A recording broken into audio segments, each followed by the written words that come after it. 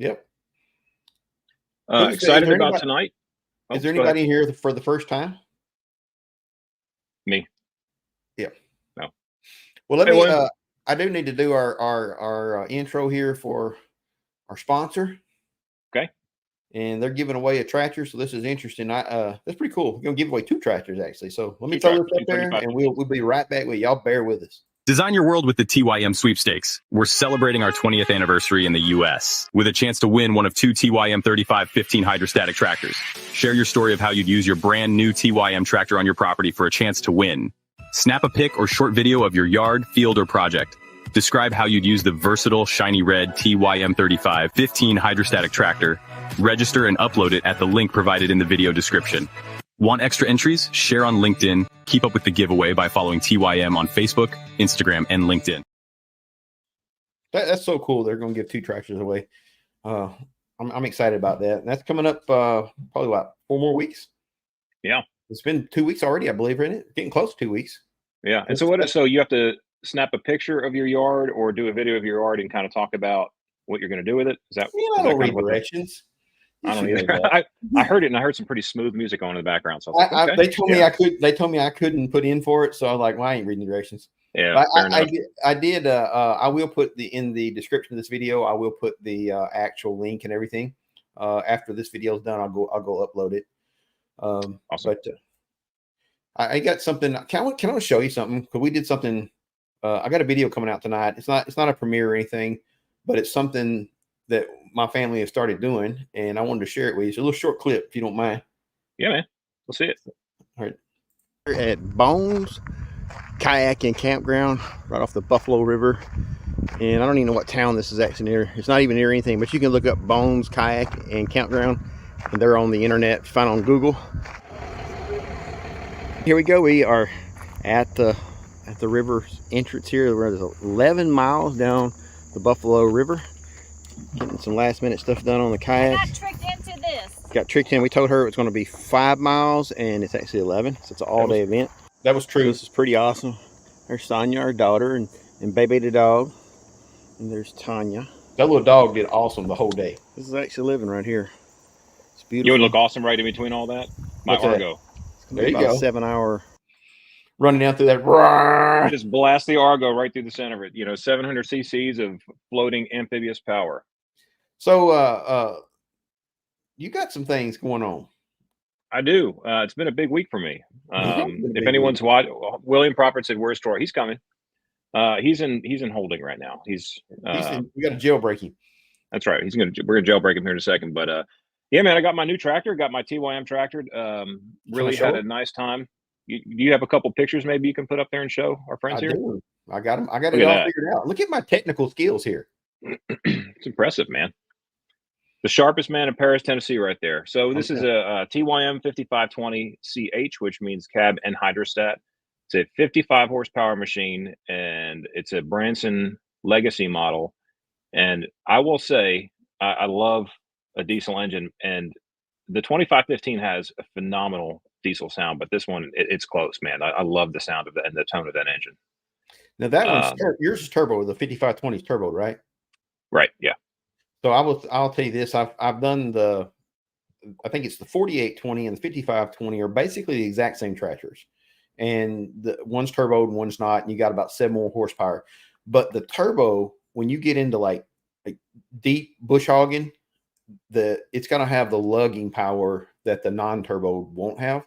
And I said some applications it's not important, but when you're gonna do like heavy PTO stuff, like mowing with that Batman gears, that is going to be a game changer, because that turbo, man, it'll just let it dig where you'll run out of power on a naturally aspirated pretty quick. That 5520 is not going to, that won't push the, and someone said that the live's not working on my channel. I'm not sure why it wouldn't be, but I don't see it on yours either. Yeah, I show Troy's on both. I don't have yours.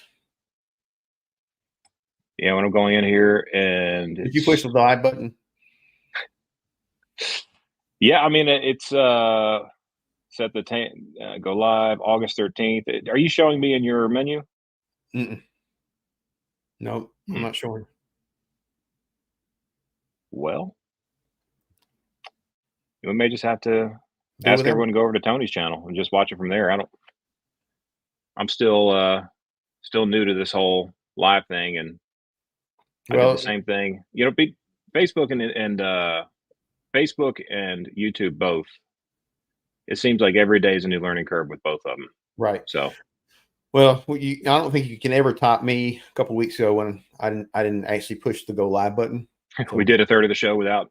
Yeah, we literally did like 7 or 8 minutes of the show, and then we're all looking at each other like, everybody's saying we're not live yet, and I forgot to push live. So, well, real quickly before we bring Troy in, I want to talk about so our upcoming guests we have coming on. Yeah, talk about it. So Does your tractor have something to do with it?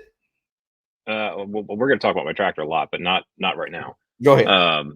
Yeah, super excited about that, guys. Yeah, like seriously, it's a blessing to have that connection and have that relationship with TYM to be able to play with some new machines, and I'm excited about that. But it's fall. I know a lot of you guys are wildlife watchers and even deer watchers, and I think that it'd be kind of cool. And Tony and I were talking about how we can, maybe shift gears a little bit and go from tractors and homestead talk to actually maybe some game keeping talk or wildlife management talk. So I've got some relationships with some great people in the industry, very knowledgeable people. So on August 27th, that Tuesday, we're going to have George Cummins from Buck Bourbon. He actually started Buck Bourbon as an outfitter. So George has been an outfitter in Kentucky. The man is, yeah, I am too. And I hate to say nice things about him because, he's already got a big enough head, but he started Buck Bourbon, which if you're not familiar with that, that's an attractant that is sold at a lot of stores. Tractor Supply has it. And, I believe a lot of other big box stores have it. And, Buck Bourbon started as an attractant that they used distiller grains because they're in Kentucky, not far from all the bourbon distilleries.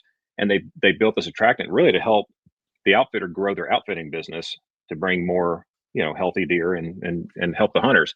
So when that launched as a product, it kind of just took off. Like it's a great product, and George knows everything there is to know about whitetail. So I think it's going to be valuable. We talked about maybe dispelling like the top 5 or top 10, myths of whitetail. Like if you guys have things, email me, email Tony, just some questions. If you have some, the things like your granddad used to say, and right? on that day, do the chat for sure. Ask questions. This guy's going to know. Yeah, I'm going to. If he doesn't, we'll make it up. My deer food plot viewing food plot. Yeah, that's what it is. My deer viewing food plot. I'm getting ready to put one in too. So, and you got somebody else coming up on the 3rd of September. What was it? Yeah, so we have Mike Lindell. He's from Domain Outdoors, and I don't know if I'm pronouncing his name right because I believe it's Lindell, but I don't want to say Mike Lindell because that's like the MyPillow guy, and he's not the MyPillow guy. So, right. We got him on next week. That's right. The MyPillow guy is going to come on and talk to you about slippers and Giza cotton sheets or something. But Mike started Domain Outdoors. Domain has all kinds of food plot seed, and what I really like about them is that they have a system. So the system goes from like fertilizing and preparing your soil and what seed is best and what climate and when to plant. And what I like about Mike is he's very, very relaxed about this. He's not one of those guys where, he's super rigid and makes being in the outdoors a chore. He actually makes it a lot of fun. And, he's laid back. He has a podcast called Beers and Bucks Podcast. So if you guys want to check that out beforehand, but that's going to be September 3rd. And we'll just do like a 2-week wildlife management series, and hopefully you guys enjoy it. And please, any questions you have about, deer in general and hunting deer, that will be the 27th. And then September 3rd is more like game keeping and wildlife management. Mike's a good deer hunter too, but just let us know. Well, that brings us up to Troy, which is over here waiting in jail. And we're going to pull him in here, but I want to show him a little clip. He's pretty much an outdoorsman too. He does a lot of regenerative homesteading. And let's throw his little clip on, and we'll bring him on afterwards. You got anything else? Nope, that's it. Here we go. Red Tool House details our homesteading journey in the heart of West Virginia. For over 24 years now, we have tried to build a more self-reliant lifestyle. Our channel covers topics from sawmilling, raising pigs and other livestock on pasture, off-grid projects, permaculture, and forest management. Kelly and I are always ready to take on new projects and explore new homesteading opportunities. There he is. All right. What's going on, guys? What's up, Troy? Oh, just my blood pressure. So, quick story. I'm going to start this off telling this story. You guys know what I'm going to talk about. So, Troy from Red Tool House, back when I was still in the Army on active duty, I had a bug for a sawmill. So I'm in Afghanistan, and we had some pretty poor internet, but I could sit around and wait for a little circle of, to build up enough where I could watch some videos. And I was watching Troy's videos on sawmills. I don't even know what year that was. 2000, I think it was 2011 or 12, somewhere there. You still had your old sawmill. So, yeah, that would have been a while back ago. The Lumbermate 2000. Yeah, that was some of the first one. I remember out that whole time. Every time I get the little bug for sawmilling. So we go to a show.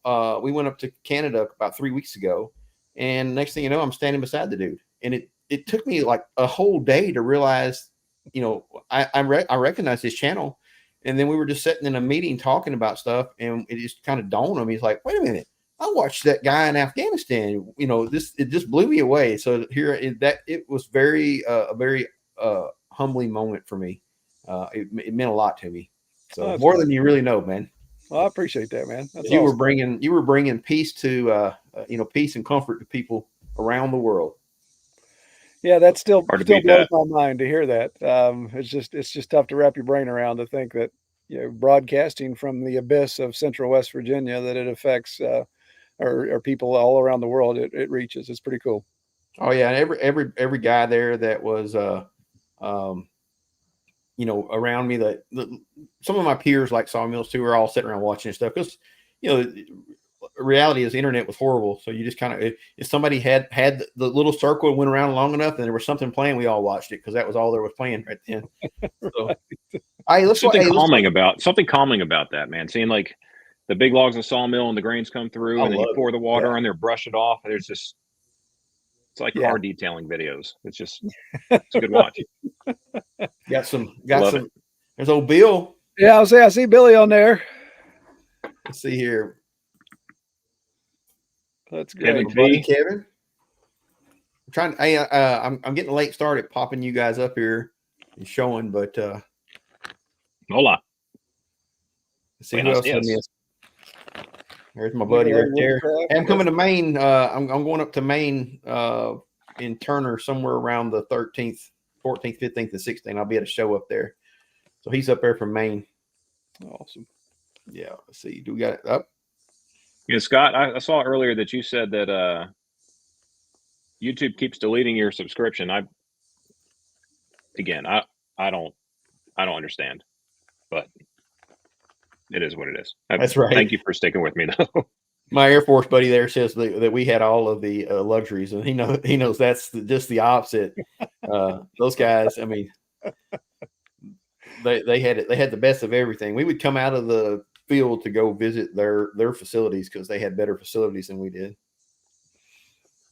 Rusty Garage at Homestead, thank you. It's our new Tuesday ritual also. Yep. Start the show with a little technical difficulty, banter between Tony and I, and actually someone that people want to hear talk. So it's great. Oh, I see Hank. Hank's on there. Yeah, y'all pray for Hank. My boy got sick. He got a little dehydrated, was feeling pretty rough, got vertigo today, and so y'all give him a prayer. I stopped. His wife told me to stop and pray for him, so I did. And but apparently it worked because he's feeling better. That's good. Yeah. Sorry to hear that, Hank. It's been hot, man. It's been so hot. The fervent prayers of a righteous man availeth much, Tony. So you must be a righteous man. Well, I always say that I'm a practicing Christian. I'm still practicing. I hear you, man. Yeah, Tony and I say often, we don't just want Jesus, we need Jesus. So oh my goodness, that's a fact right there now. I don't brother. Yeah. Let's see, we got some new names coming in here, man. There must be some people coming over from your site, Troy, because I don't recognize these people. Yeah, I recognize Kevin Blevins. Yeah. I went to that name Blevins popped up.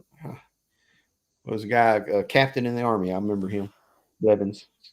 Ain't thought of that name in a good while. Wheeler Farm, prayers work. That's right, buddy. All right, so I did my homework this time. I didn't know it was going to be a test. Yeah, there's gonna be a test. I got notes and everything, and this time I don't even have stupid facts or nothing. Oh man, I was looking forward to that. Oh, there we go.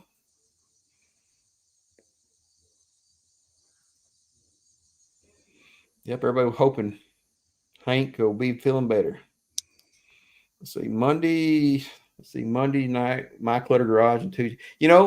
I really wanted to get on Ed's my clutter garage last night, but at 7:30 I was up on a roof putting 1,920 roofing screws in with my wife, and we got it done though. It was a blessing.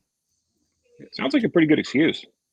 Yeah, that was probably the best one so far. Yeah, there's no reason to ever shy away from our faith, and I don't want to be the dude when the rooster crows the third time. Right.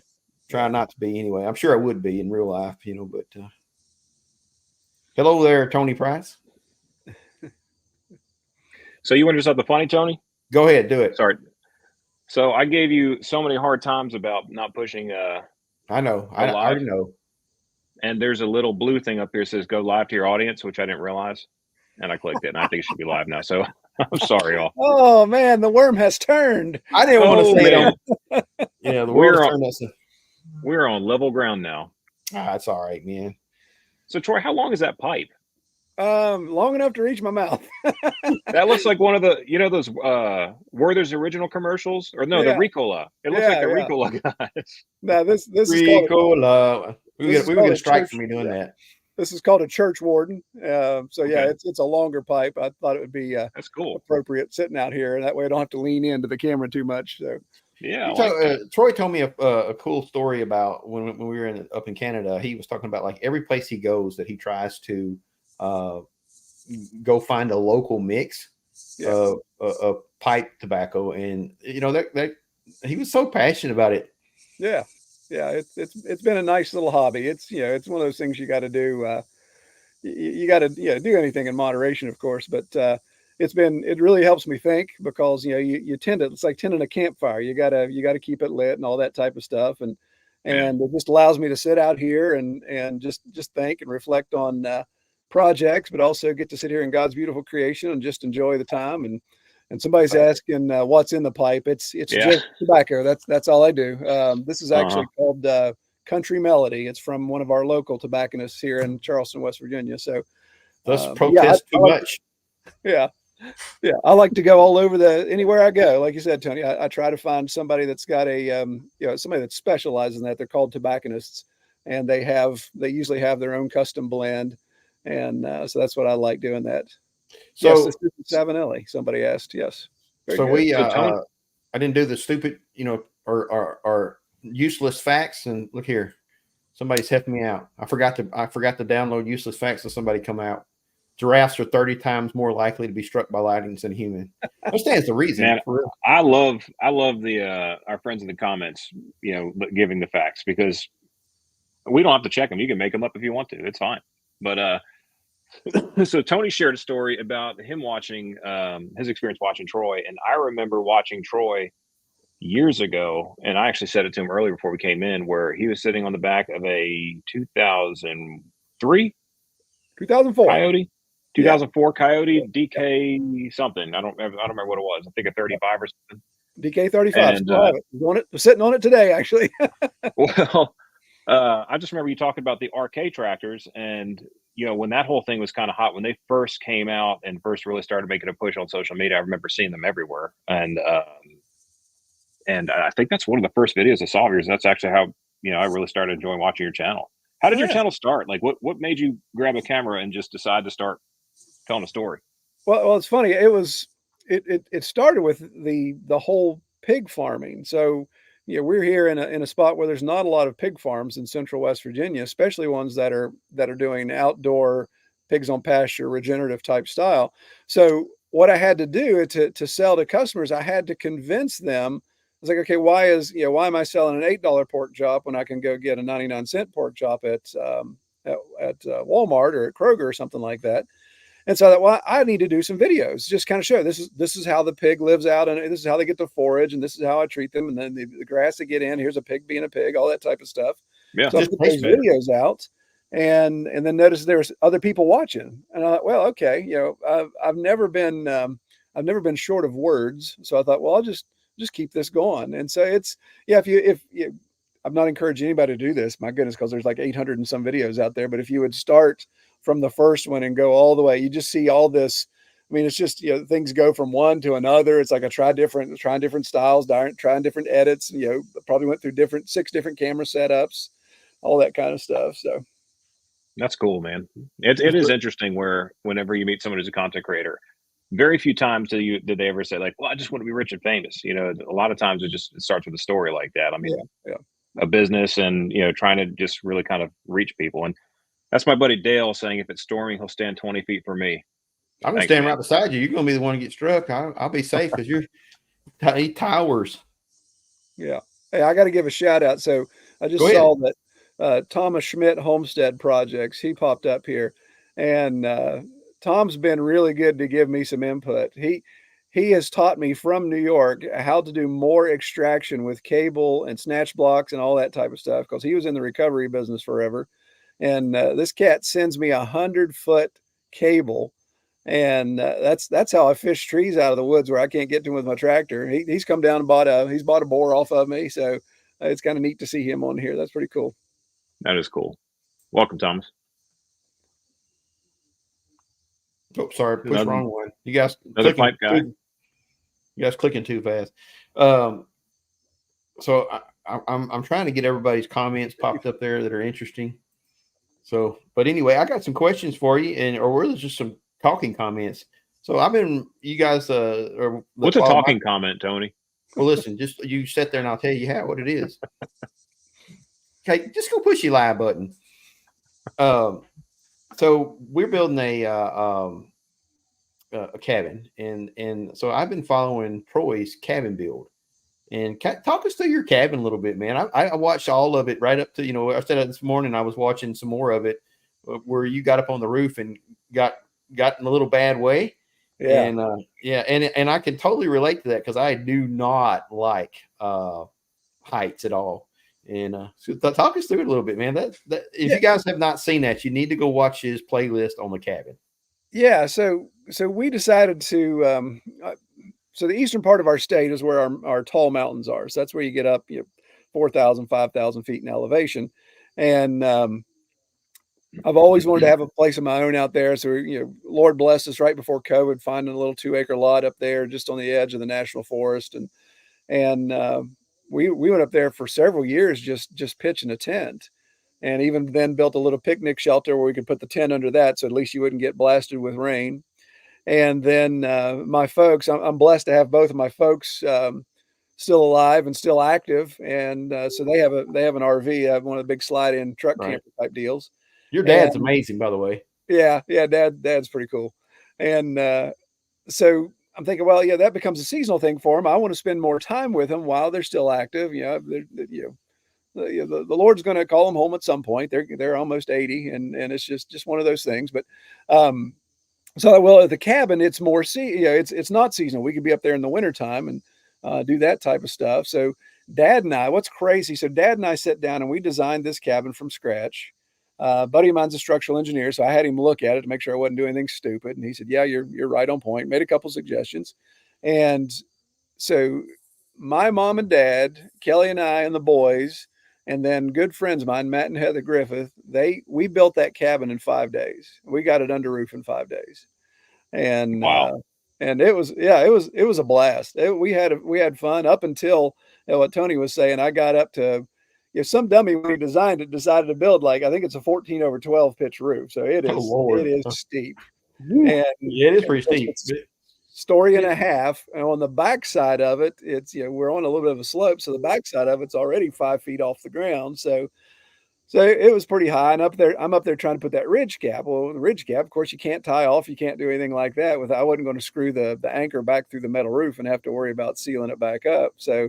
Yeah, I get up there and I'm trying to do it, and I'm trying to Spider-Man crawl out there to screw it down. I can't do it. at one point I dropped the ridge cap and had a bit of a panic attack because I was up there and it's like, I got to get off this roof right now.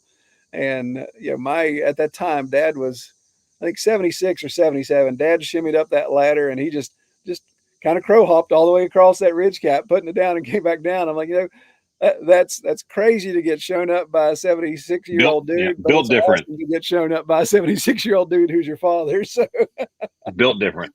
Yeah, that's all right though. But the cabin's awesome. I really enjoy it. And I like the fact, like, you're telling everybody how you're doing the off-grid power, and you're just walking us through one step at a time. Yeah. As you learn it, because you're not trying to come in there and say you know everything. Oh yeah, no, and that's really cool, because that lets people learn.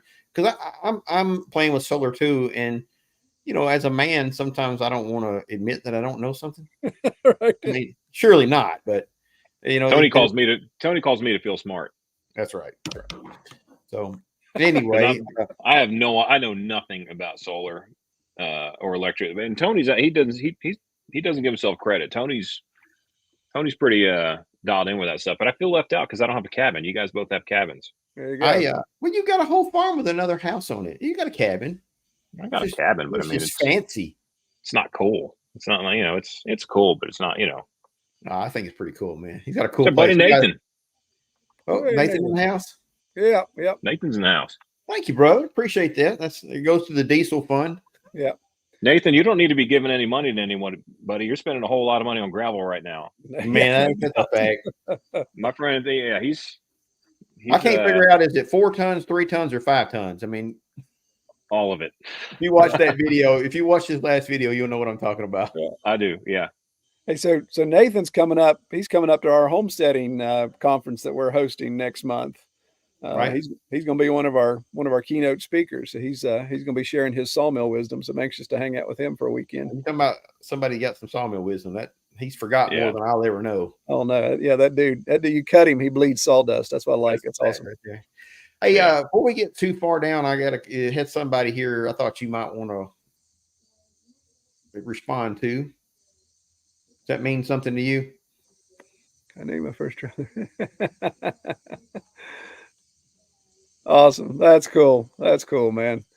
Thank you, Thundertrod Permaculture. That's pretty awesome. Yeah, if you watch it, a rooster named Troy is going to do all kinds of stupid stuff, though. So, Troy, I've heard you describe permaculture. For anyone who doesn't understand that, can you kind of give a 10,000-foot view of permaculture? Isn't it like you start with the homestead and you kind of build around in rings? Well, permaculture, and anybody that's a true permaculturalist is probably rolling their eyes thinking, why in the world is Troy explaining permaculture? Because permaculture can almost become a religion. Because it's this earth care, people care, that type of thing. Right. And I'm all about those things as well. I mean, we have to be good stewards of God's creation, but there's just so much common sense when it comes to permaculture. But permaculture basically just means permanent agriculture. So it's trying to get away from annual type stuff that takes a whole bunch of inputs. And then there's aspect of what's called function stacking. So one thing does multiple. So just an example, this video that we just did on Sunday was to me a good example of function stacking. I had some storm damage, had a top of a hickory tree break out just above our fixed chicken run area. And I needed to get that cleaned up because the autumn olive was starting to grow up through it, bunch of deadfall that need to be cleaned up. But I need more wood chips in my chicken run, and I also need some biochar. That's really good with building soil. And I need all that cleaned up so I can move my mobile chicken coop up to a spot that, because we're on such slope, that's the only way I can get from point A to point B. So I'm going to kind of close that area off. So the fact of going up and cleaning up, I'm stacking hickory that's too big to chip for firewood. It's giving me a thumbs down. And then I'm making wood chips with the smaller brush to throw it over into the chicken run, anything that was green or whatever. And then the real dry hickory treetop pieces, I was putting in a little biochar kiln. Kelly was tending that for me. And so we were making biochar while we were making wood chips, while we were cleaning up an area. And that's a perfect example of function stacking. So if we're going to burn diesel and we're going to burn gas in the chainsaw, let's use that, be as productive as possible. And then what you're talking about with the zones is just kind of laying out your homestead or your farm to look at these rings. Imagine like a bullseye. That's your home. Where you're at every day is zone 0. And then zone 1 would be things that you have multiple times contact with during the day. That could be a garden. That could be chickens or something like that. And you just keep going out till you get to like zone 6, 7, which is, you're kind of the forest I'm not going to touch, or some grasslands I'm not going to touch. I'm just going to be kind of a steward of it. And so it's kind of neat to look at those type of things and just see, even in gardening, instead of planting, okay, I'm going to do a whole section of just tomatoes. You come in and you do guilds, so you do companion planting and those type of things. But I'm more into the perennials. Kelly's into all the annuals. So we have this interesting conflict. Like my elderberry plants, they grow really big and they hang out over her certain sections of her garden and shade out her plants. But she's like, I keep cutting that stupid elderberry back and it keeps growing. it's like, yeah, that thing will outlive us because it's massive. But yeah, it's exciting. It's a neat idea. I embrace that. I don't get into the religious Zen part of it, which not everybody does. But it's just, anything can be taken to an extreme, and sometimes permaculture gets taken to that extreme. It's a cycle. I mean, it's a cycle like you said. I mean, when God developed this environment for us all to live in, I mean, if you ever look at if it moves 1 degree one way or the other, the entire thing just topples. Right. Just somehow planet's one mile further out or 1 mile closer in. Everything goes haywire. Yep, it's immaculate design. Hey, we got another useless piece of information here. Our commenters are pulling me out for not printing off some useless facts.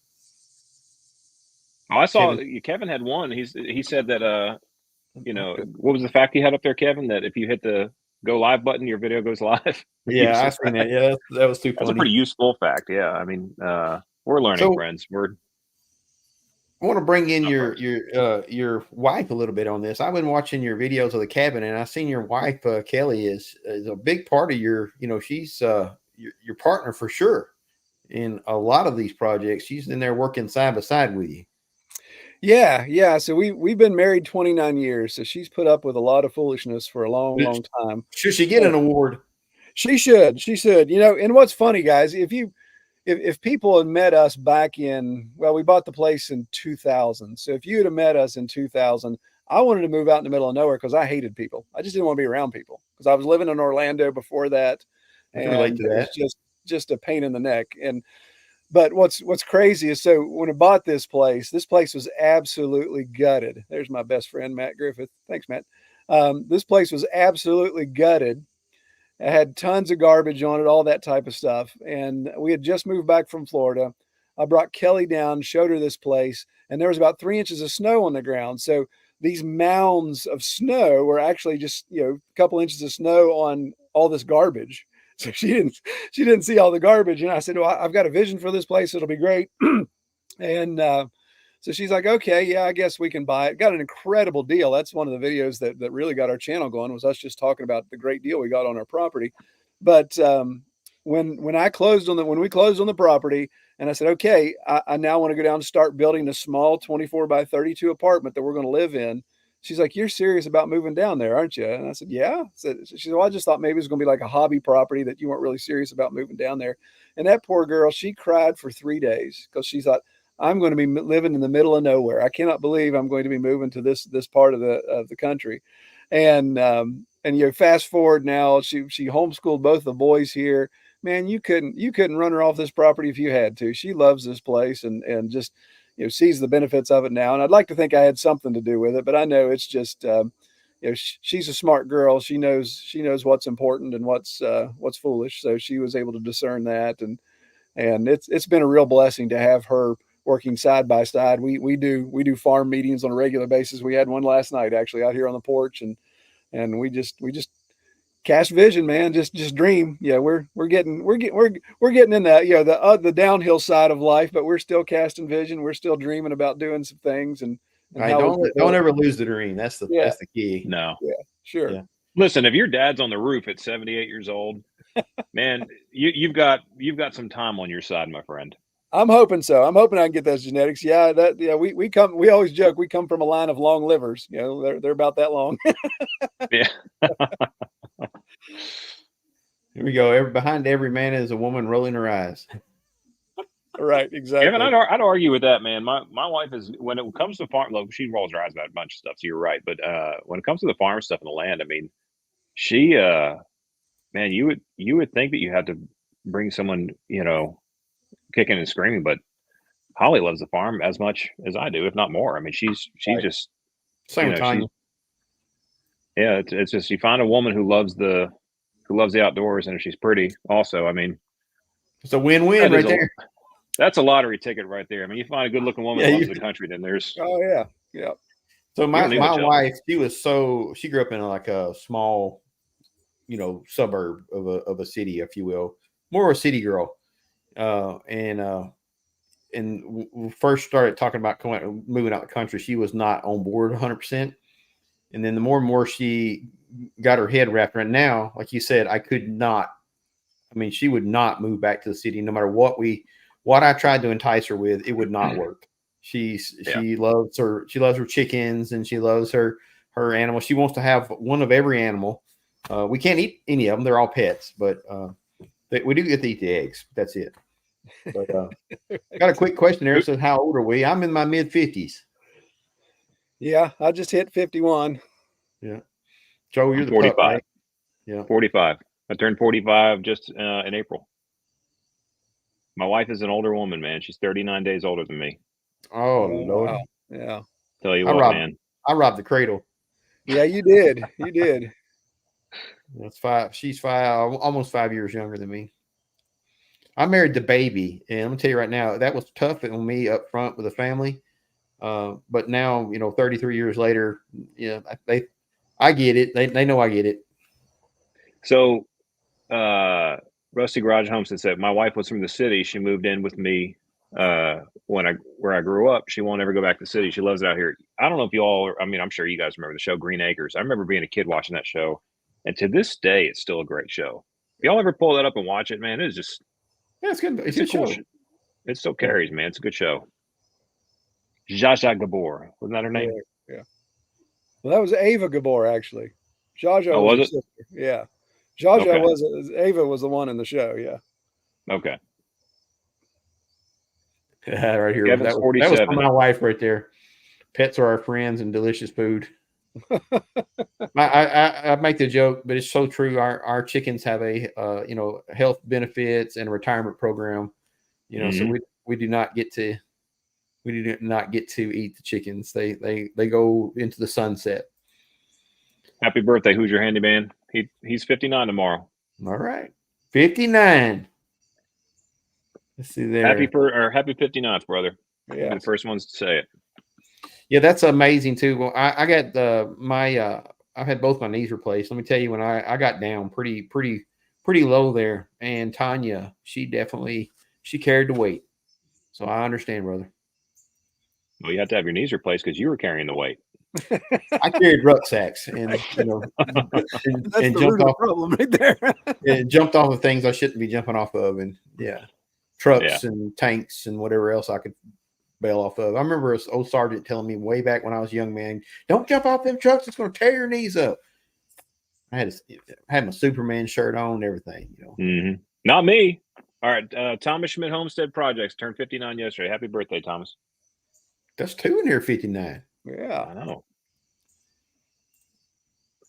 Here's Debbie Gallimore. Hi to her 2 little brothers. I assume she's talking about Tony and I. Yeah, Debbie, I sure would like some hats. Just saying. Just saying. Debbie is Tony's sister, and she makes custom hats. And she does embroidery. She does embroidery, or embroidery, as others would call it. Man, no, it's embroidery, man. I'm from Weakley County. That sounds a little. It sounds like something a godly man wouldn't say. Embroidery. That sounds like something you do time for. I did some time for embroidery. But she has found a hookup on some XL hats because I've got a massive melon. So I'm excited about trying those things out.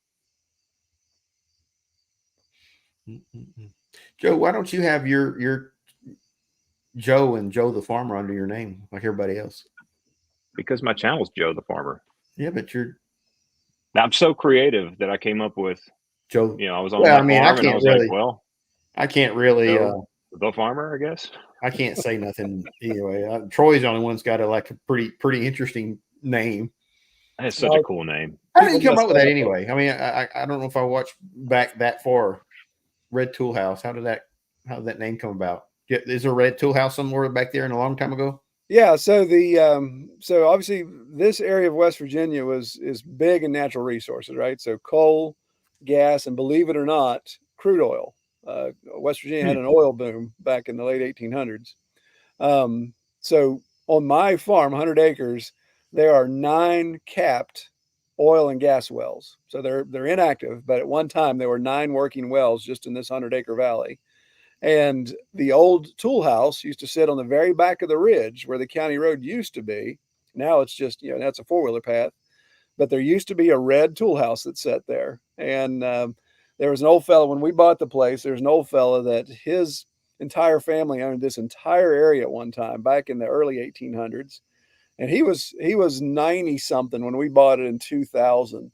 And he was kind of like the neighborhood historian. So he's the one that told me about all of it. And I thought, that's just neat. Red Tool House. I love tools. I love working on stuff. I love the fact that my property, out of all the area around here from the original farm, is the parcel that had the Red Tool House. So I thought, and that's just unique. It's one of those things, when you come to trying to name something on YouTube, you want to have something unique. So I thought, there's not too many Red Tool Houses out there. So that is cool.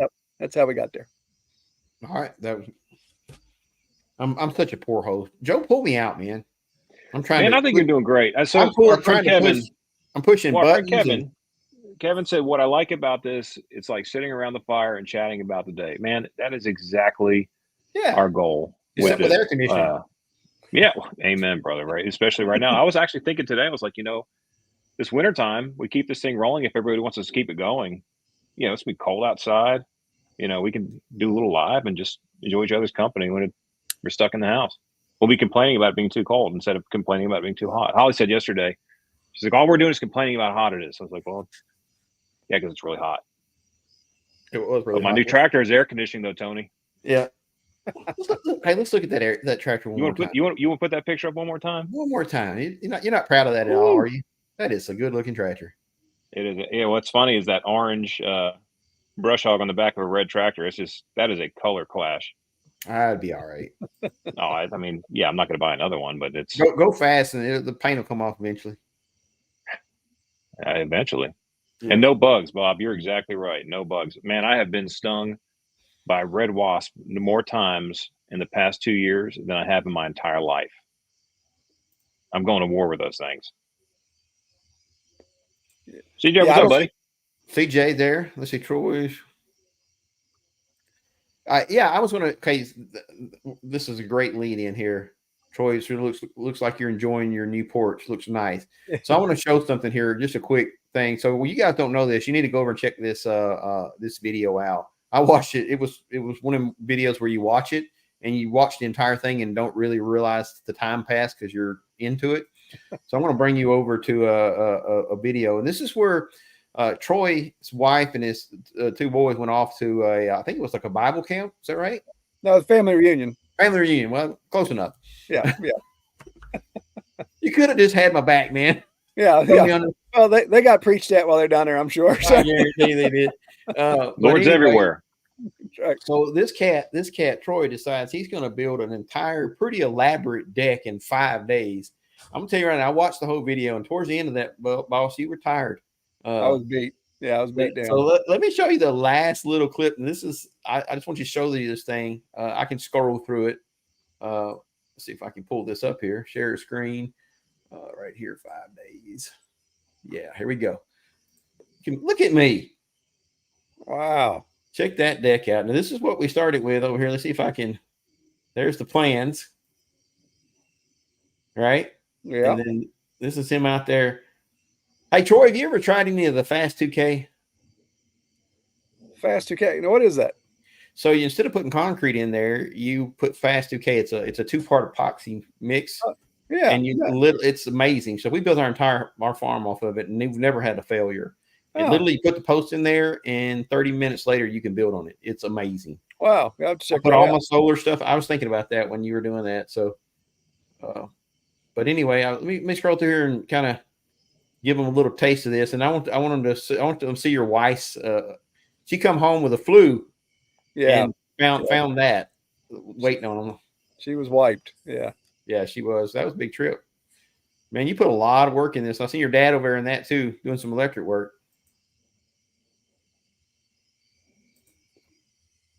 There you are, testing it out. He just wanted to build that so he could. His wife got tired of the pipe being around the house. Yeah. That's a smoking porch. Right. Yeah. Here we go. This is them coming back from that trip, and she has no idea he did that. Right. He managed to. He said he lied to her more in that 5 days than he had an entire marriage. Yeah. That is What's awesome. going on? What the heck? Wow. This is awesome. That is so cool, man. So how was your trip? It was good. Look at this. Oh my gosh. That's what that material was for. Yeah, I wondered if I gave it away when you saw it there. Well, of course not. How would I expect this? This is so awesome. You did this by yourself? And Dad helped me. He helped me set the pergola up. He then helped me cut some trees.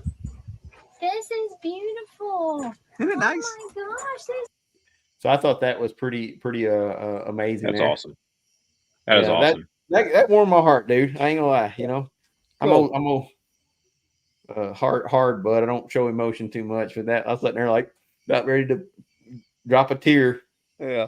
Well, and cool. what made it interesting was I explained at the beginning of the video when we built this house 20 years ago. Again, not thinking about things that were important to us then are not important to us now. So I'd build a totally different house if I was starting over again. So we built this porch. I'm looking over at the original porch. I kid you not, it is like an 8x8 slab of concrete just in front of the front door. And that's as much porch as we had out here in the country. We were supposed to have country porch. Right. And God bless my wife. She'd come out here with her coffee and her book on the mornings, cool mornings, and sit out on this little tiny postage stamp of concrete slab. And sometimes I'd come out. So we'd be sitting almost on top of one another. The dog would be there. And sometimes the boys would come out. And I thought, she would love to have a big porch to sit on, to read, to drink her coffee. And behind me, I took it down so it wasn't distracting, but I have her hammock here so she can now lay in her hammock.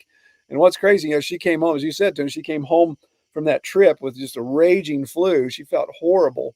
And we had beautiful weather that week. It was all low 70s and low humidity. She lay out here all week on that hammock, just recuperating, keeping away from us so she wouldn't get us sick.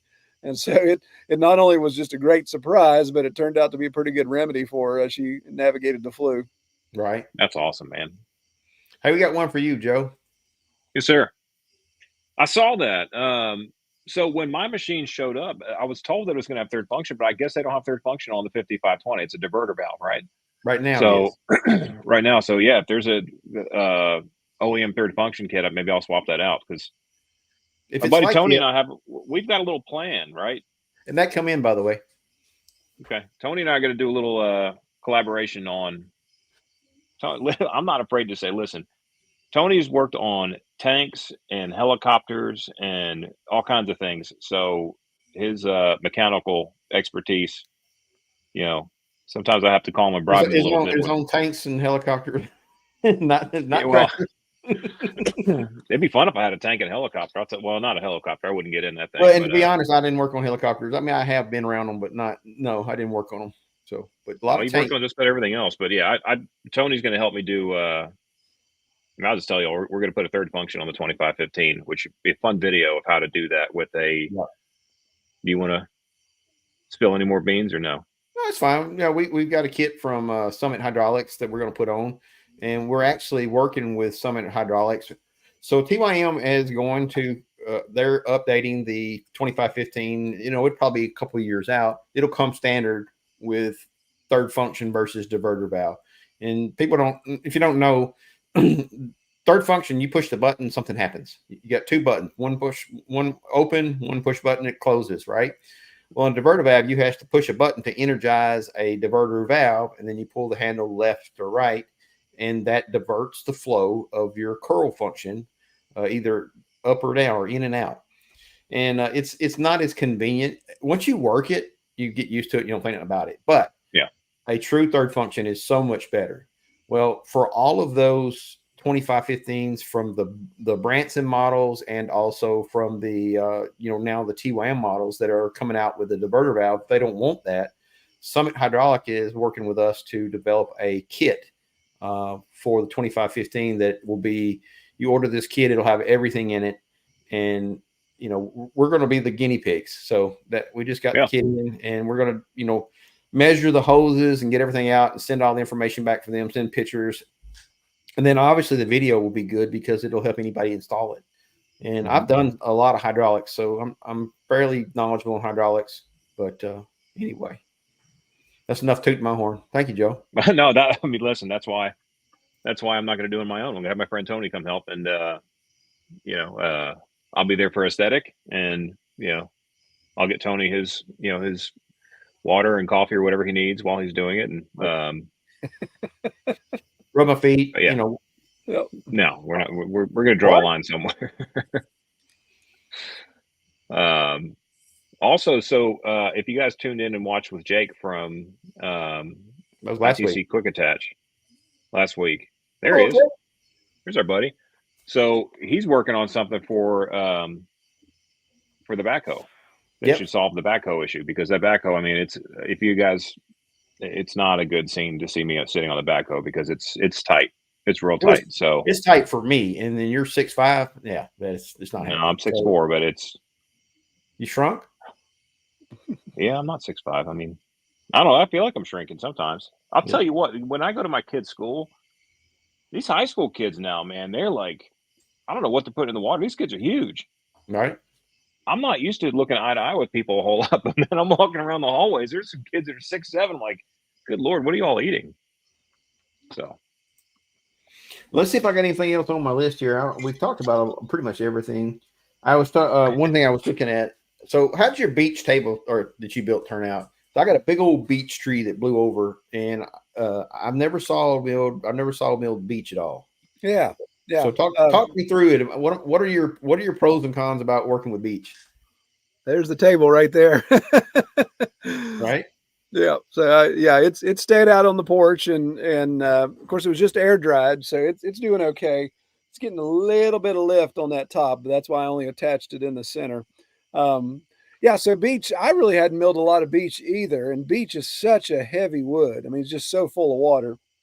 So getting it on the ground was one deal, and of course getting it down the mill was another. But it's really gritty. The sawdust almost feels like you're milling something that's made out of sand. How does your blades hold up? Is it faster, or is it wear your blades out faster? It's just a step below milling white oak. Yeah. So it's all right on white oak. Yeah. You run a 7 degree? Yeah, just a 7 degree. Just standard. I was actually just using a standard Norwood blade, but there you go. We put all that in the loft of the barn. You, of course, stickered it and put it in the loft and put some weight on it. And it's one of those things, man. It comes with getting old. It's like, okay, I think that's been in the barn for probably 6 to 8 months. I think I could probably start doing something with it. And I thought, well, let me go back. I did a 2-part video on milling nets. Let me just go back and see when that was. It was almost 2 years ago. And I thought, okay, that's definitely, I only did 4/4 milling on it. So it's like, that should definitely be dry enough. So I brought it in, and I just put a helical cutter on my planer, my 15-inch planer. And man, when that thing was planing that smooth, that's some pretty wood, because it has such a tight grain and such a clean grain. It really turned out nice as far as the finish goes. I got a big giant beech tree. It's probably 28, 30 inches at the base. Yeah. And the wind blew it down, and it blew it where it's literally off the ground, almost the whole entire length of the log. Just the way it is. So I've got a natural drying system there, so I'm not really rushing to take it out. Plus, it's in a crappy pet place, but so I'm excited to cut up there. And when I seen that, it's like I was meant to comment on that. I'm going to ask about that because that's a big beech tree, and I don't want it to waste. I got 2 down, but hey, I just seen here that Evan from Country View Acres is in the house. I just clicked off of him, and he's going to be our guest next week. So yes, he's going to be our guest next week. So we'll get to asking him questions, and I love his channel. Another one of our TYM sponsor channels, and but he is such a you're talking about smart. Yeah, you talking about Solar Smart? I mean, everything he does is just so well thought out, and I feel so dumb watching his channel. Yeah, Man, he's as nice in person as he is on his absolutely, channel. So absolutely. salt of the earth guy, and I'm looking forward to hanging with him. Yep. So he look forward to interviewing him next week and kind of just having this kind of conversation. I don't even know if we can call this interviews no more. This is more like you said, a campfire. I mean, I don't know that anybody really wants to watch an interview. I think that's kind of impersonal. I mean, the cool thing about this thing is that It's kind of morphing. yeah, I mean, we're gonna let this take whatever direction it takes, because if y'all enjoy it, we're here. Well, So we're an hour into this thing, and we're still got 59 people watching with us, and yeah. well, Troy, what are you working on? What's the big project coming up? Like, what's the Well, we're actually going up to the cabin in 2 days. We're going to put a whole house solar system in. It's going to be a small setup, but it's I think it's 4,000 watt system. So we'll be working on that. Is that like a package unit, or is it something you're designing? It was a kit. So it was a Okay. kit that all the different components came as a kit, and so yeah, it's independent stuff you got to put together, but at least it was all pre-laid out for me. I didn't have to sit down and figure out, do I need this or do I need that? Right. So it's Right. a good place to start, and then letting me cut my teeth on doing a permanent mount system. Right now, everything's just been portable for us up there. And then if people have watched the channel, probably wonder where I've been on it. But the plan is to get the timber frame structure started for the sawmill shed. We're going to do a sawmill shed, but it's going to be all timber frame. Are you going to use metal, or are you going to use like hickory pegs?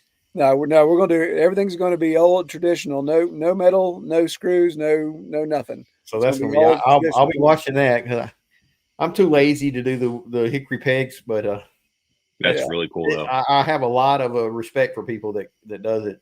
Well, we'll see. We'll see if I lose my mind, lose my witness at the same time. I hope I don't, but it's no, you won't. You'll be fine. I got faith in you, brother. No. Just call and ask us. We'll pray for you. It'll work. Yeah.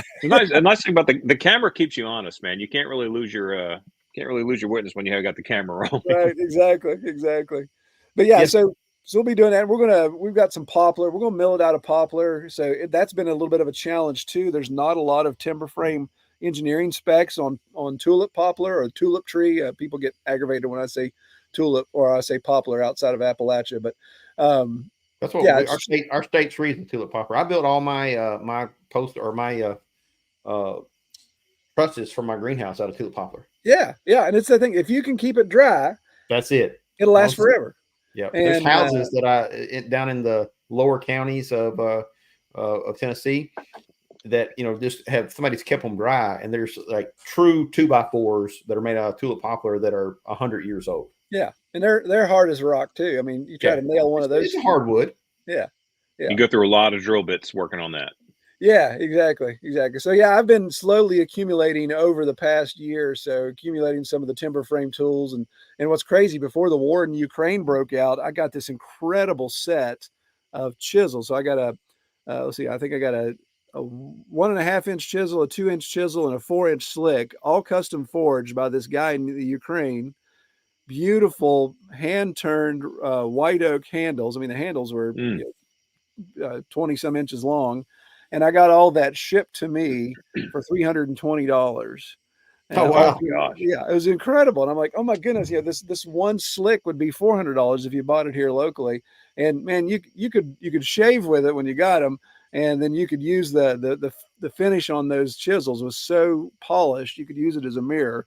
So I've been playing around with those. I just got a 10-inch circular saw, and so I've seen that. You were using that when you were cutting those. Yeah, I seen that. I can't what you're doing. I can't remember what I was watching you do. I think it was when you building the deck. Yeah, it was a deck build. I was using that on my 4x6s. So. Right. Yeah. So this is I couldn't help this. Wade put this up here. It made me laugh. I wasn't laughing at you. Like I was laughing too. State bird of Texas. I mean, the state tree of Texas, poison ivy. Right, for sure. That's like the state bird of Louisiana is the mosquito. Well, the state tree of Tennessee is the TVA towers, those big, huge TVA towers with the wires going on them. Call them Tennessee trees. So, man, you were saying something about tulip poplar, and I want to get back on that real quick. So I find tulip poplar to be a lot easier to cut. It's a really soft wood to work with, and it doesn't warp bad. No. I guess the way the cells of the trees are together, they're pretty even. So when it dries, it doesn't pull. And as long as you keep it dry, I've had great results. But if you let it get wet, it'll rot quick. Yeah. Yeah. Ground contact, it'll be done in 1.5 to 2 years. Absolutely. Yeah. But yeah, we've the thing I like about it, everything you said is exactly what I've seen too, Tony. But it air dries so fast, right? And that's what I love about it, because we don't kiln dry anything here, but that air drying super fast, it comes out great, and really happy with that. I've got a big stack. I've probably got 600 board feet that are air dried right now, and that's supposed to become shiplap for the cabin. Kelly wants to try whitewash stain. So we're going to do that once I can get all my electrical done. I'm still working on 110 and 12 volt in the cabin. So I'm hoping to have all that wrapped up this weekend so we can start putting the interior walls in. People are kind of wondering, hey, why aren't you doing any interior walls yet? But so I got a question there about the greenhouse. No, we don't have any problem with mold at all. So we built the greenhouse up higher. So it's higher than all the surrounding areas. So we got good drainage. I built the posts in the ground were all white oak, and then I put it in the ground with Fast 2K. And the Fast 2K, it bonds around the wood and waterproofs it. So reality is that will most likely, they use that on utility posts. So, if you understand, they put utility posts in the ground for 50 years, hanging electric lines, and that's been really well tested. And so those are in the ground with Fast 2K, and then the actual trusses that are up in the air are all tulip poplar. I will say that I misread some of my logs when I cut them, and they've split because I put them up wet, and but structurally they're still completely. I would hang a 350 engine off of any one of them. Yeah. So you without even thinking twice about it. Yeah. I always made there's a lot of wives out there that watch their the husband likes to watch the homesteading channels, and the wife just sits there and watches along, and that greenhouse came up. There's a lot of wives out there saying, hey, I'd like to have one of those. Yeah, exactly. The greenhouse it's beautiful. Like I made a lot of husbands mad making that video. I'm just saying. Yeah. You didn't make me mad. I just want to know if you'll come help me build one, because it is gorgeous. We'll get you sawmill cranked up, buddy. We get it done. We will. It'd be awesome. So Troy, you got a question there from Kevin. Oh yeah. So my most difficult build. Yeah, I saw that pop up, and it gave me a little time to think about that. So Kevin, yeah, I think if I think about something that was so challenging, it'd have to be one of my first builds, simply because I just didn't know what I was doing. So in 2000, when we bought this place, we built, I mentioned it before, we built a 24 by 32, just poured a concrete slab, did everything myself. My folks helped, of course, and my brother helped. And there's a 24 by 32, what we called a garage apartment. And I was 27 years old. I didn't know anything. It was just one of those things. It's like, okay, what do I do next? What do I do next? How do I do this? And a lot of mistakes are made. And in fact, some of those mistakes are still haunting me a bit, because that building is my workshop. I didn't put any vapor barrier under my concrete slab. So there's a lot of moisture comes up through that concrete. Sure. But yeah, that was the trickiest. And it was something that was really frustrating, and even to the point where I thought, do I really have any business doing this stuff? Am I just inept at being able to use my hands? And that's just one of those things. Just kind of had to knuckle down and say, well, this is the first building you've ever built, so there's obviously going to be mistakes. And so I had to learn from that and move on. But that was probably the one that confounded me the most. Now if I find something difficult, I like to make it a challenge. And if it's something I go set on fire a day later because it's just not working out, then it's fine. So, sometimes it goes that direction. But yeah, that nice part about having a sawmill. Exactly. Yeah. All that free material to do whatever you want with. So yeah. I get a little shout out here. Smitty, appreciate that, man. It means a lot to me to hear that warms my heart. That's really what we started a channel, was to help people with tractors, and it's kind of morphed into just following our life and what we do, and hope everybody learns something, from my mistakes. And I'm sure that's how everybody is here on the channel. We show our mistakes, and I think that's a great thing about what we do. Yeah. Yeah. It's a nice compliment by 2911 Homestead, saying that it's the highlight of my week. I love Right, seeing all the right. creators I watch just chat. Thank you so much. I That's assume that's cool. Jeremiah 2911, Yep. which is why you have it there. That's my favorite verse, which is, "For I know the plans I have for you, says the Lord. They're plans for good and not for disaster, to give you a future full of hope." When you go through dark times, that verse can be interpreted many different ways, but that's always been my favorite verse. So my kids actually gave me a Christmas ornament one time where they recorded their voices saying it, which is really Oh, sweet. that's cool. That's very awesome. cool. Yeah.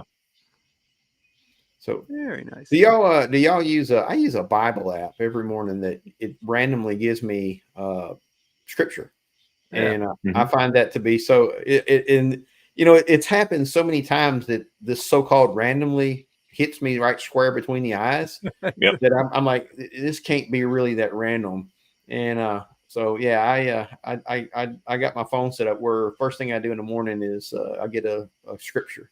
So I don't know, just That's thought I'd cool. throw that out there. Yeah. Technology can, I always say, you can take your car and go to church, or you can take your car and go to the red light district. Yep. Yep. Well, my buddy Tony sends me a lot of those verses, which I very much appreciate. Yep. So you're my prayer warrior, buddy. You and Hank. Yep. Yeah, well, you We guys need it, brother. Yeah. Mike Evans is going to step out on us. Appreciate you, brother. Appreciate you, look Mike. there. Now this is my nephew, and I don't know if you guys, I don't want to embarrass him, but he is a preacher now. He has been called to the Lord to preach, and he has been preaching at several churches, going all over, fill in for different preachers, and does a great job. God's got big things for him. That's amazing. Yeah. God's just proud I can read, and he comes and and he knows the word. Yeah, he's a young man compared to me, and he knows the word way better than I do. I'm always so impressed. Country by him. Roads Life, just that I just got chills when I read that. Seriously. Thank you for your service. Yeah, thank you for your service, man. Awesome. Yeah. Well, we've ate over an hour already. We got 77 people here, so we're still talking. All right, I got one more note. I just realized on the back side of my pad here. You got Pastor Pid podcast. Yeah. What's that all about? So I started listening to some of your podcasts today, and I was like, you're really getting deep off into this stuff. Yeah, so obviously there's a very finite audience for that podcast, but just realizing that there's such, when it comes to raising pigs, obviously there's centuries of information, and of course when you look at modern agriculture, there's just tons and tons of stuff how to raise a pig in a big building with 12,000 or 20,000 of his closest friends, and that's just not the direction we go. We go more.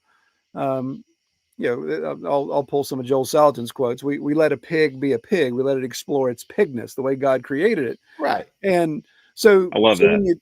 When you do this type of stuff, there's not as much data behind it. And so just realizing like, wow, that we need a resource that when people are starting, we want to encourage people to do more and more regenerative agriculture and raise, take responsibility, raise their own food, that type of thing. So if they're going to put a pig on their homestead, they think, okay, do I do like my grandpa or my grandma did, or great grandma and grandpa, and make a 10 by 10, corral or stall here, pen that's just super strong, toss him in there, the mud and the stink that build up in 6 to 12 months, and then kill him and eat him. And we're saying, no, there's so much more that you can do with that. And actually, instead of dealing with smell and thinking a pig is a dirty animal, if you put it out more in a natural habitat and you manage that, you not only get incredibly tasting pork that's more healthy for you, right, but you also get an opportunity to build soil, improve land. I always say, my pigs are my pioneers. So as we're trying to clear land, like we call it silvopasture. So there's a nice combination of trees and pasture grass. So it's not just stark hillside. But they go west. That's the direction we're heading. So they go and they clear underbrush. They eat poison ivy. They are the best things for clearing underbrush. So all these things, it's like, if we can just get an opportunity for people to tell their stories and their uniqueness of each of their farms, then that would be a good resource for people. So I started the podcast. I didn't think anybody would listen to it. And I think I just recorded the 128th episode. It'll be live in September. So I record them in banks and release them, but we do one every 2 weeks, and it's an interview style. I'll find somebody they could be just starting out. It's like, hey, I just got my pigs yesterday. I want to come on the podcast. And it's kind of a whole different way. We talk about, are you sure you want to do that? Are you sure you want to do that? To somebody that says, well, I've been doing this for 10 years now, and I've got 300 head, and we're shipping stuff all over the country. So it's been a nice eclectic group of people that come in and talk. But I think it's been a really good resource. I found it incredible because I learned so much just being a host of that and talking with people. And then, of course, the feedback I get back says, people have really been able to find a lot of information and save them from going through a lot of struggle and through making the same mistakes that I've made and other people have made. So you get to stand on the shoulders of other people that have done it. So it's worked out pretty cool. I've been happy with it. So Troy, I got a question for you. Does a pig have? I would think it does, but like, does a pig have a predator? Like, do coyotes attack pigs? I mean, I assume they could fight back, right? Like, yeah. So that's the thing. That's a very common question I get, Joe. And yeah, something can take down a piglet most likely. Right. I mean, and that's the thing when you do pastured pigs, and if you farrow, where they have a litter, when you farrow on farm, usually you want to bring that closer in. Now we do electric fence. That's how you keep them in the spots you want them and keep them out of the spots you don't want them. And what's crazy, and the reason why I actually got into pigs was, you can get away with one single strand of electric wire about 12 inches off the ground, and that keeps a pig in. Because it's psychological. They could obviously run through that in a heartbeat, but it's psychological for them. So that electric fence helps deter a little bit of the predation from coming in.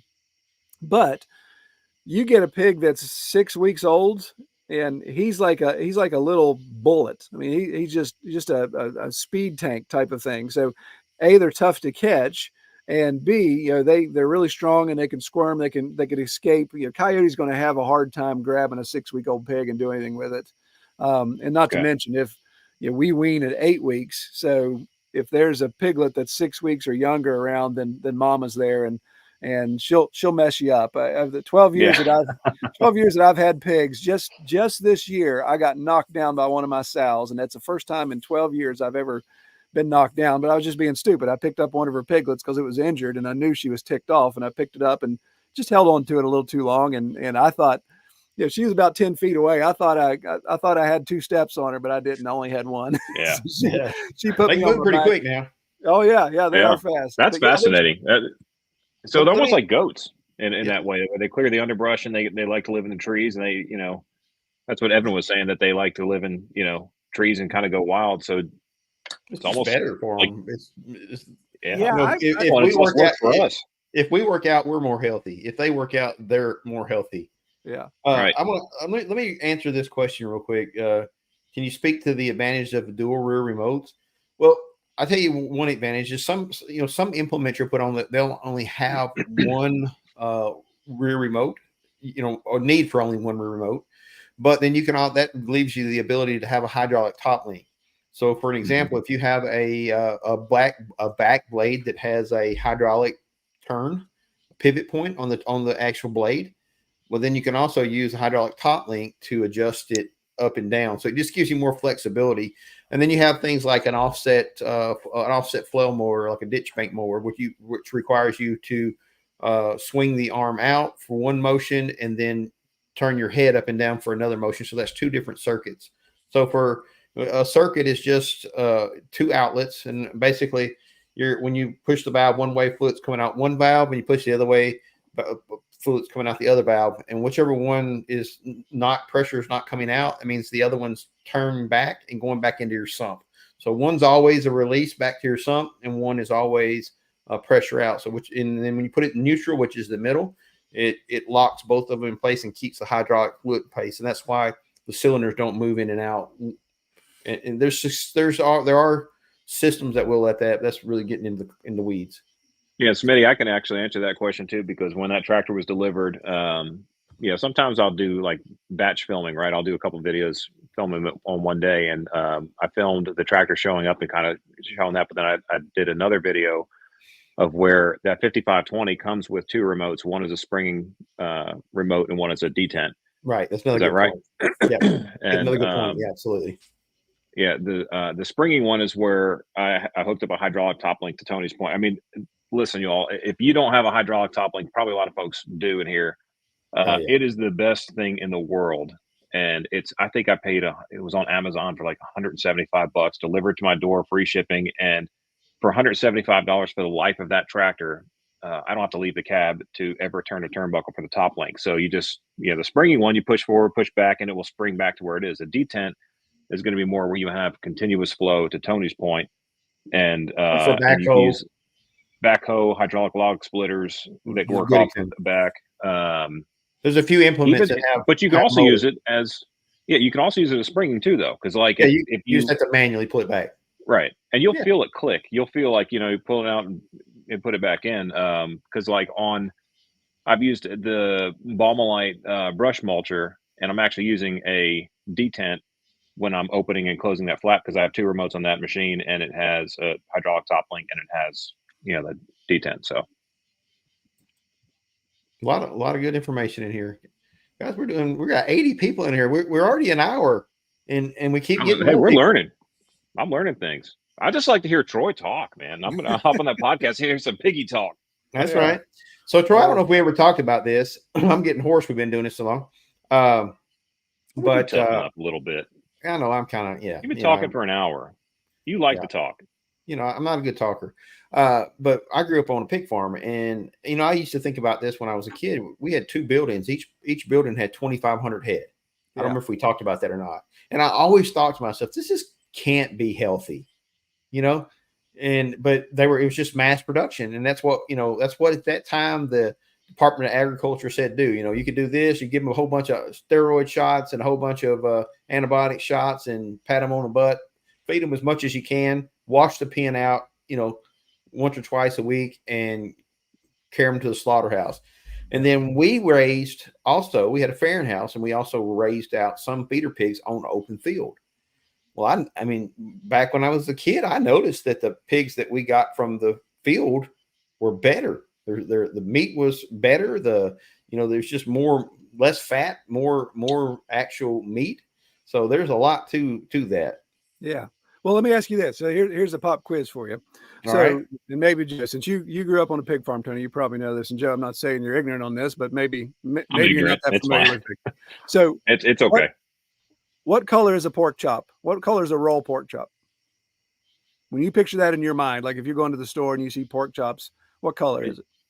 Usually they're white, but they should be red, right? Yeah, they're white, really light pink. Right. Now, if I would go to my freezer and pull out one of the pork chops from one of my pastured pigs, you would think it's a steak, same color. And the reason why is exactly what Tony said. When you keep a pig is not a ruminant. A pig is an omnivore like us.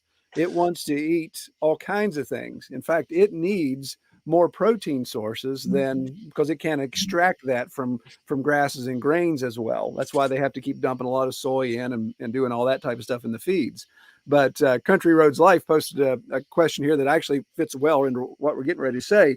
And when you put a pig out in the woods or out on pasture, you've got all of this forage, and a pig will eat grass. Again, it's an omnivore just like us, just like we like to eat salads at times. So we're not even really good omnivores though. Yeah. So, but it's also going to eat, like mine eats snakes. Mine will eat, basically anything that runs through the pasture. Absolutely. Not to be gross, but after hunting season, and I put a deer down, then you know what I do with the carcass? It goes to the pigs, because they'll eat it all the way down to the bones. There won't be a scrap of it left. But if you finish like we do, to my left, you're all's right, I guess, is a white oak stand on my south ridge, and that's where I try to finish my pigs in the fall before they get processed. And of course, you have all that mast on the ground here in the Appalachian hardwood forest. We got oak, we got hickory, we've got walnut. The beech nuts, the beech have kind of already run their course, but they finish on that oak, and you get an incredible flavor profile. You get a much better marbling throughout the meat. And then Country Roads said something about Iberico ham. That's the top dollar ham, where they take these pigs and rotate them through these orchards where they're eating all this mast, all of this protein. So you can augment the flavor profile just by affecting the feed at the beginning and especially at the end when it comes to that. And it's just incredible to see what you can do with that and how well pigs do when they're out in the woods. I mean, just the nuts have so much fat, and I say this: pigs are a better omnivore than we are. We are very poor omnivores. But the pigs, when they go out and eat all the nuts and berries and forage through all through the woods, they're processing it a lot better than we can, and that's a big, huge fat source for them too. You wouldn't think about it, but hickory nuts and acorns, they have a lot of fat in them. And that's the first time I've ever heard you say acorn, by the way. Acorn. Listen, I'm going to speak. I'm speaking weekly. I'm speaking weekly countying. Yeah. I usually hear people say acorn. Acorns. Yeah. Listen, but you were talking about. I can get this at home. I don't need it here. Right. Exactly. Tanya's texting me. Give Tony a hard time on the live stream. Oh yeah, That's Kevin. Kevin. Something you should not feed your pig. Don't feed them pork. And if you're going to do pork for resale, then your state and federal government's going to tell them, okay, you can't feed them post-consumer waste. So you can't go to a local restaurant, get that food, bring it home and dump it to your pig. They're going to tell you have to boil it first because there's a lot of foodborne diseases that can be passed between humans and pigs because we have a very similar physiology when it comes to our digestive system. Right. Now, if you're raising your pigs for your own consumption, you're not going to sell it. You feed them whatever you want, table scraps, all that type of stuff. I've yet to find something that isn't bad for a pig as far as going to kill it. But just think about it. If you are what you eat in that situation. So like my neighbor, I would trade for using his livestock trailer. I would give him a couple piglets that he would raise out. And he was kind of old school. He put them in a 6x6 pen and just slopped the feed to them and gave them whatever.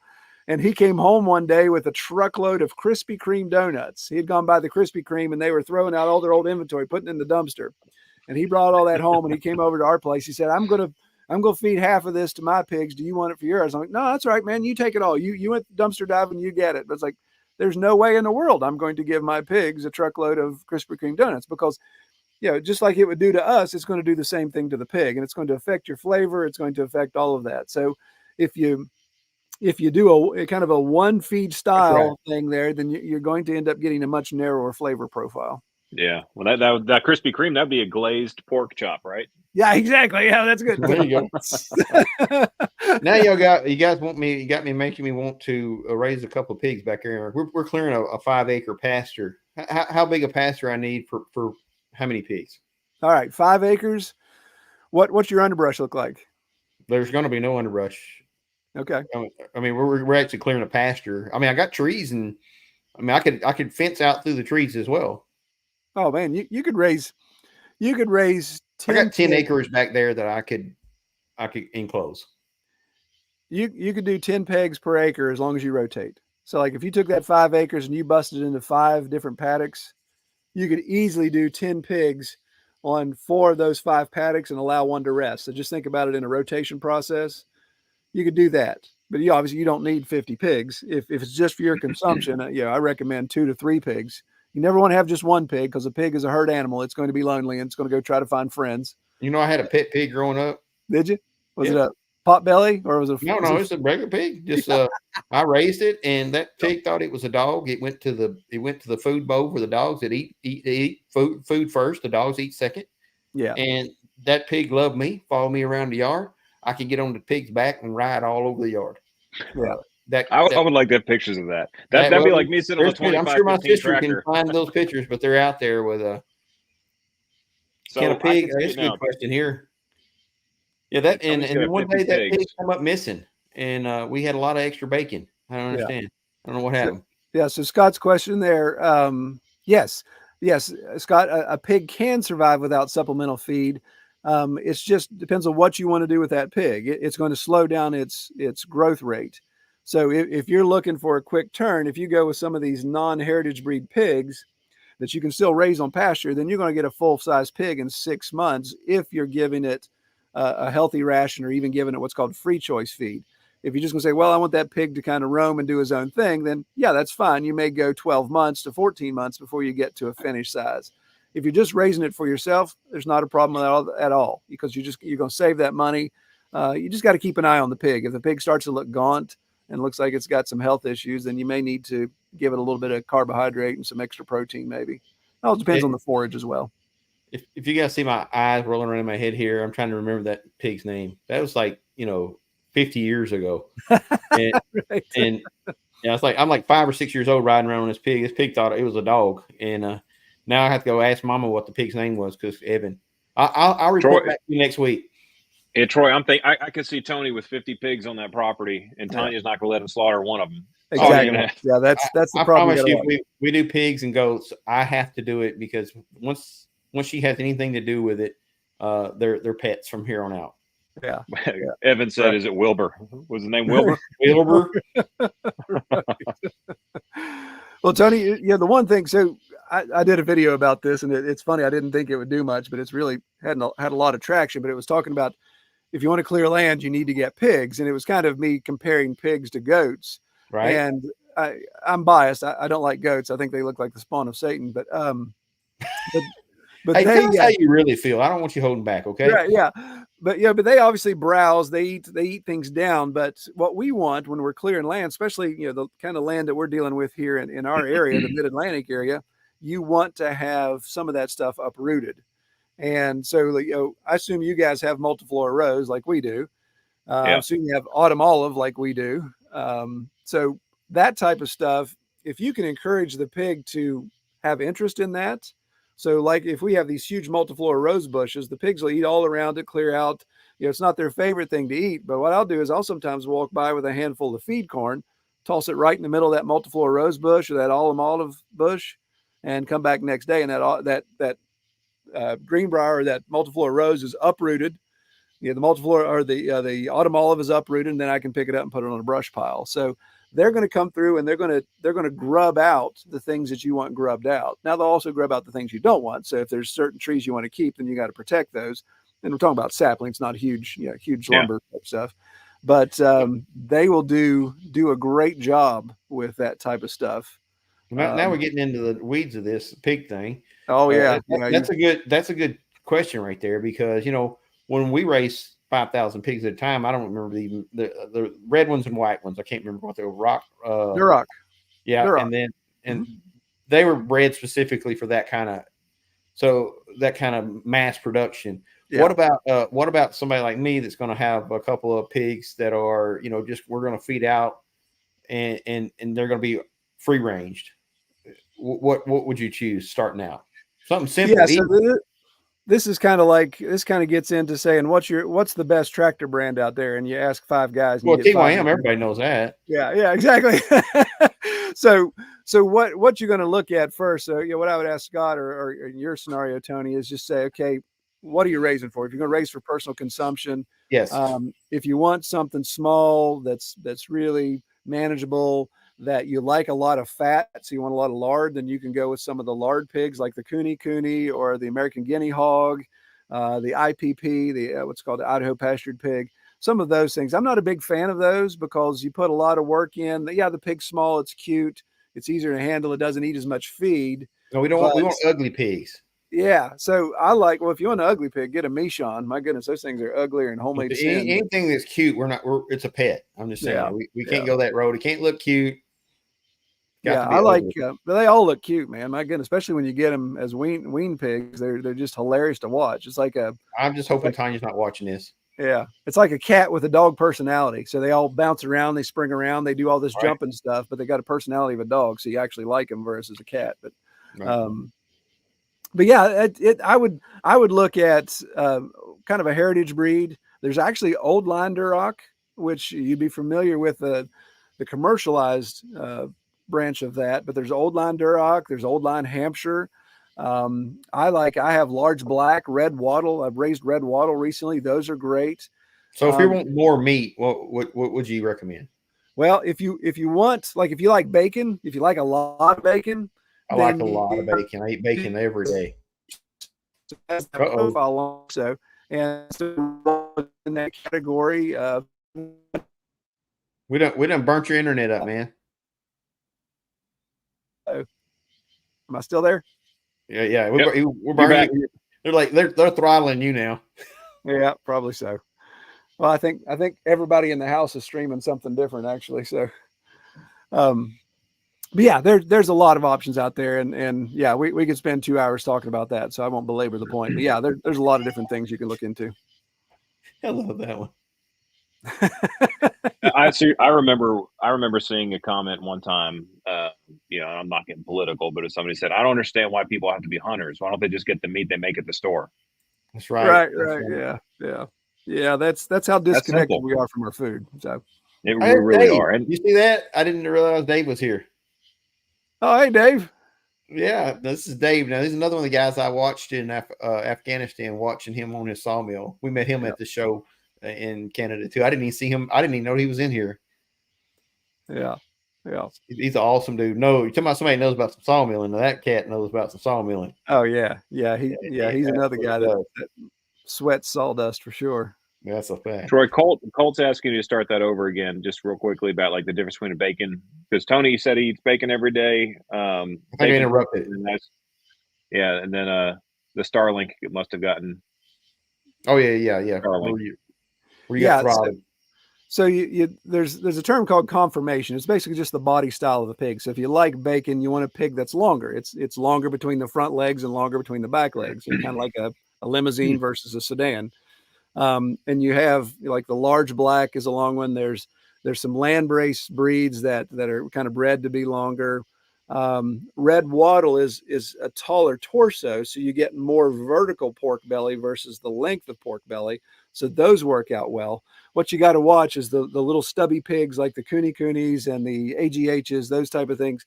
They're a much smaller pig, so they produce a lot less bacon. They have tons and tons of lard. So if you're really into lard and that type of stuff, then those are good pigs. But if you want lard on a bigger pig, you can manage that as well with feed choice. Another question for you here. I'm not smart enough to even. You guys understand when I was raising pigs, I left in 1986, so that was the last time I had anything to do with pigs. Yeah. Okay. So the best way to get a whole pig that you want to have processed. So really, I can't encourage this more. There are people in here just from doing the podcast interview. I know every single state has somebody doing what we do here, and lots of people doing that. So just start looking for pastured pigs near me. If you want to reach out to me and just tell me what your address is, I've got some indexes that I can reference. We can look at, just kind of putting some things out on some of the forums. There's a lot of great forums or groups on Facebook, and you can reach that. And then you can just have that conversation with the farmer, get to know the farmer to say, how are you raising your pigs? Are you non-GMO? Are you organic? Are you soy free? Whatever is important to you, you can ask those questions and then say, yeah, I'd like to get a whole hog from you. They'll probably ask you to put a simple deposit down, and then 6 to 10 months later, they'll call you and say, hey, we're ready to go. I need your cut sheet, or I want to go over the cut sheet with you. Tell me how you want your pig processed. And then you meet up to pick up your pig. You pay the processing fee, and you pay the farmer the remaining balance of the cost per pound of hanging weight is usually that could be me in another year. There you go, man. You guys you spark some interest. No kidding, you really have. Well, here's the rule that I started with, and I think it's kind of what allowed me to get my legs under for talking pastured pigs. If you're going to start with pigs, get 3. Get 3. So you get 3. You get 1 to eat, 1 to give to family or sell to a friend. So that covers your feed costs. So now those pigs are free. And then your third one is your wild card. Do you want to breed it because you really liked what you got? And so, if it's, it has to be a female, because most of the time you're going to get a castrated male, a barrow. But if it's a female, you want to breed it. And then you can start your own cycle, do some of your own farrowing, or you can decide, well, I'm going to put that pig in my freezer as well, and maybe half it with somebody. So not only did you get your feed costs covered, but you put a little money in your pocket. And so how many piglets will a pig have? If it's a good sow, 15 to 16. Yeah. We had a pairing house, so we had a lot of pigs. And that's how they breed them out too. Like, if I have a sow that does less than 10, she's got 1 strike against her. She does another one less than 10, then she's on the trailer next time. Yeah. But I usually Bacon. get 14 to 15 viable per litter is what I shoot for. We've had a little trouble here lately. In fact, we're getting ready to rotate all of our breed stock out and start all over in the spring because we're ready to try something new. Right. And Yeah, clearly, I mean, this may sound ignorant, but like they don't breed with each other, so you just sell them all. Yeah. So the piglets I raise, I will castrate the boars at an early age. So of course they can't breed at that point. And you usually raise those up as what you call feeder pigs. You raise them up to sell to people. The gilts, which is a female pig that is yet to be bred or is yet to have babies. Sow would be the one that's had babies. So the gilts, you can raise them up, and I just look at them, look at their conformation, say, how does this one do? Does this one have a bad attitude? Does this one have, you look at conformation, which is, your teats, how they line up. You look at the haunt, you start to just examine a pig and see, does it have the characteristics I want to continue? Your buddy there for you. Yeah. Matt never gives me a break. He's always going me there. But yeah, you can do that. You can raise them out and sell them. And then kind of keep the one back that you want to keep if you have that situation. And with pigs, you can line breed them too. So you can breed if you have characteristics you like, you can take daddy and breed him to daughter.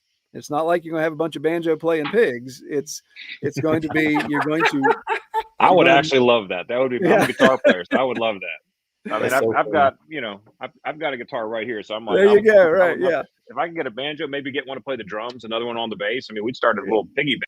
Yeah, it's great. Yeah, we always joke that if you get traits from line breeding you don't like, that's when you call it inbred. I have an inbred pig because you didn't like what turned out. But if you liked what turned out, you say, "Oh, this has been line bred." So it's just a different way to put lipstick on a pig, I guess. Yeah. Oh man, I did not think that we would go into this deep pig knowledge. Yeah, well, pig knowledge was not on my bingo card for this live stream. Right, but been man, very illuminating, and makes me now. I'm thinking, ditch the goats and go with the pigs because I at least I know pigs. It's not. It won't be as hard of a learning curve dealing with them. You've got a lot less. I mean, goat meat's delicious too, though. I mean, both of them are. I mean, I love goat meat. But Troy, I'm with you. It's something about the eyeball of a goat. Those eyeballs are just—it's hard to get past. Those square pupils, yeah. Well, I'll tell you. So I got a hole right here that through my lip when I was a kid. A billy goat come up behind me and knocked me down into where they cut the weeds off. The stalk was sticking up and right through my lip. Oh, gracious! Yeah. Well, a pig's going to have a lot less disease issues than a goat. I told everybody that when I was young, that was from fighting. I was tough. I beat up somebody. Yeah. Really, it was a billy goat that got beat up by a billy goat. Yeah. He's a big I don't want goat. to keep people here too long, Tony. Yeah. I gotta tap out too.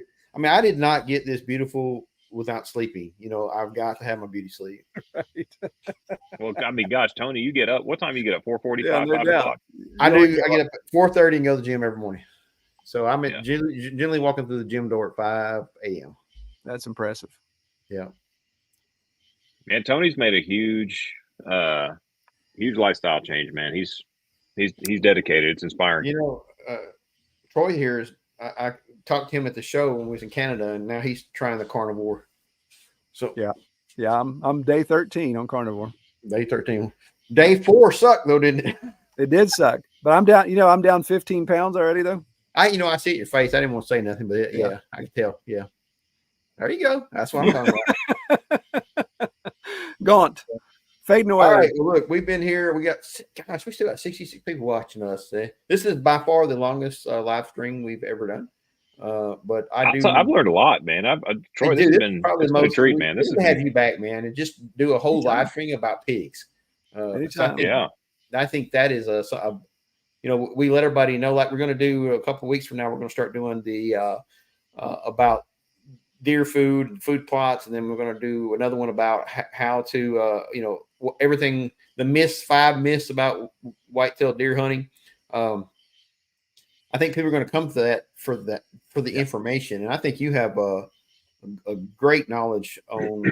It's actually a lost knowledge because a lot of things you say jog memories about things from my childhood. Yeah, and it's like, that sounds right. And I would love to have you back on at a later time and just talk pigs. Sure, I think Yeah. that would be amazing. Yeah. we So can much do of it. this it is lost. I know we're just such a fast food world right now, and some of this knowledge. My wife and I, we talk a lot about things like we lost her grandmother last year, and just the canning knowledge, and we're still eating green beans that she canned a couple of years ago, and it's just that connection, man. Like all these things that we've lost, and one day we may need this knowledge again. Yeah. So Right. it's really I think that it's a calling, and I think it's a blessing that you're sharing it with people, and I think that is very, very noble, and I'm appreciative of that. So Thanks, man. you have a new subscriber on the podcast coming up here soon.